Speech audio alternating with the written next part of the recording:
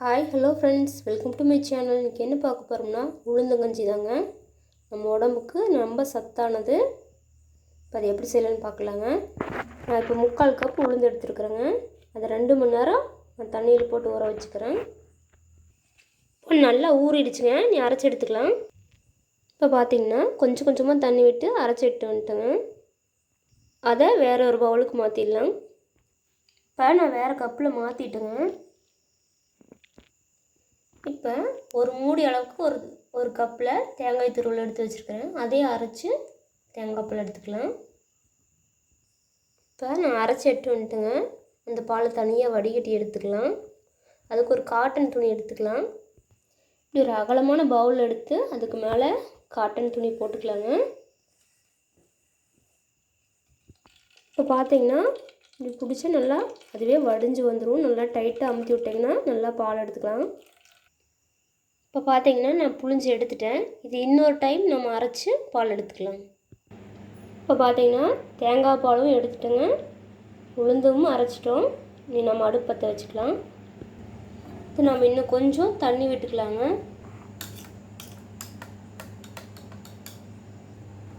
ஒரு பேன் வச்சு அதுக்குள்ள உள்ள ஊற்றிடலாம். அடுப்பு ஸ்லோவில் தான் இருக்கணுங்க. இது கூடவே நான் இன்னும் கொஞ்சம் வாட்டர் சேர்த்துறேங்க. ஏன்னா இதை அடி பிடிச்சிரும். நல்லா கலந்து விட்டுக்கிட்டே இருக்கணுங்க.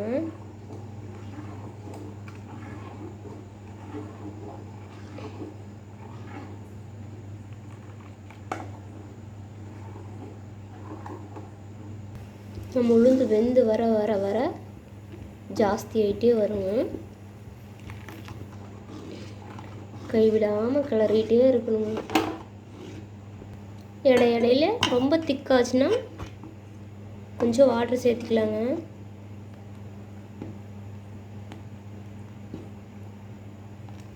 இது வேக வேக நல்லா திக்காகும். இது ஃபீவர் டைம்லலாம் நல்லா காய்ச்சி குடித்தா உடம்பு நல்லா இருக்குங்க. எலும்பு போன் ஸ்ட்ரென்த்துக்கு ரொம்ப நல்லா ஹெல்ப்பாக இருக்குங்க இது.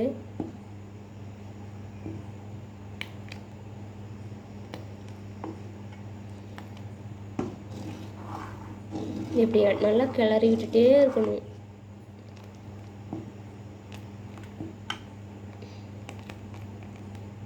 வெந்து வர வர நல்லா மேலே வந்துட்டே இருக்கணும்.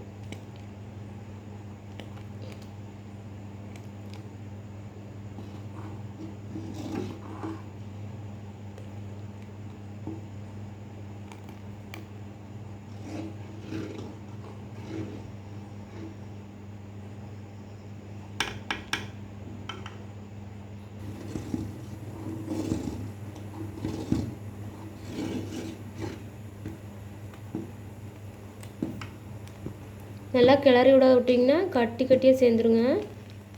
பாருங்கள் நல்லா எப்படி நல்லா இருக்குன்னு பாருங்கள்.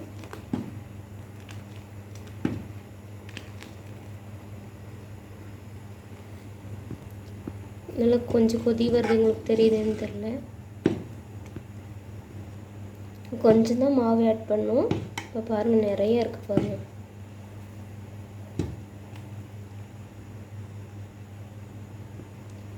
நல்லா மணம் வருதுங்க. இது கூடவே நீ தேங்காய் பால் ஆட் பண்ணிக்கலாம். இப்போ பாருங்கள் நம்ம தேங்காய் பால் ஆட் பண்ணிக்கலாம்.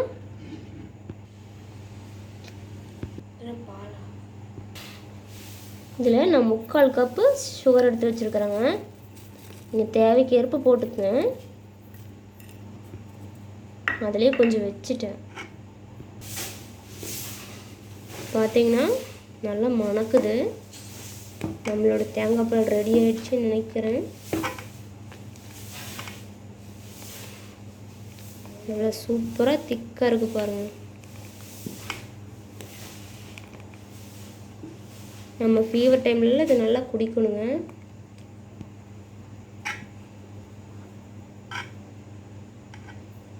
உங்களோட மாதிரி உடல் சோர்வாக இருக்கிற போது சமயத்துலலாம் இது குடிக்கலாம் நல்லா.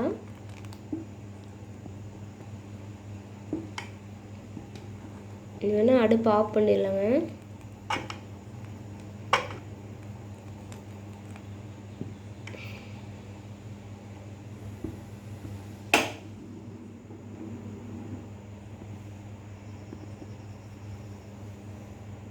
இதை அப்படியே ஒரு கப்புக்கு மாற்றிக்கலாம்.